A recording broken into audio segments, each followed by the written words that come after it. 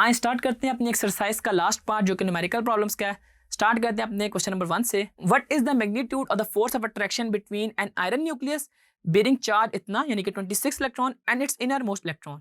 Inner most electron से लेके हमारे पास जो 26 इलेक्ट्रॉन तक का वो है ना, उधर तक की हमने फोर्स निकालनी है। If the distance between them is इतना 1 × 10⁻12 मीटर। आपने इसमें कूलम फोर्स निकालनी है। आपके पास दो चार्जेस दे दिए गए हैं। एक इसमें जो इनर मोस्ट है ना, उसका आपको पता है चार्ज कितना होता है, वो होता है 1.6 × 10⁻−19 कूलम।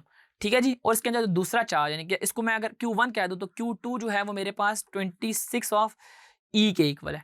यानी कि इसको हमें 26 से मल्टीप्लाई करना पड़ेगा। 26 × 1.6 × 10⁻−19। और अगर मैं 26 को मल्टीप्लाई कर दूं 1.6 × 10⁻−19 से, तो हमारे पास आता है ये 4.16 × 10⁻−18। ठीक है जी। 4.16 × 10⁻−18 कूलम। ये हमारे पास दो चार्जेस आ गए। और फोर्स निकालनी है। फोर्स में हमें तीसरी चीज़ क्या चाहिए होगी, के की वैल्यू है मेरे पास 9 × 10⁻9 और न्यूटन मीटर स्क्वायर पर कूलम स्क्वायर। ठीक है जी।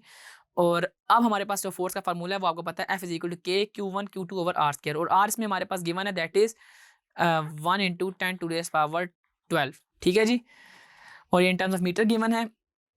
अब इनकी वैल्यूज को इसमें पुट करते हैं, आए इनकी वैल्यू को फाइंड करते हैं। F = K की जगह मैं K की वैल्यू लिख देता हूँ 9 × 10⁻9 और Q1 है मेरे पास 1.6 × 10⁻−19 और Q2 है मेरे पास 4.16 × 10⁻−18 और डिनोमिनेटर में मेरे पास है R का स्क्वायर। R की वैल्यू है मेरे पास 1 × 10⁻12 और इसका स्क्वायर आए, इनको मल्टीप्लाई करके इनकी वैल्यूज को फाइंड करते हैं। इनकी वैल्यूज कैलकुलेट करने के बाद हमारे पास फोर्स की वैल्यू आती है 5.99 × 10⁻−3 न्यूटन।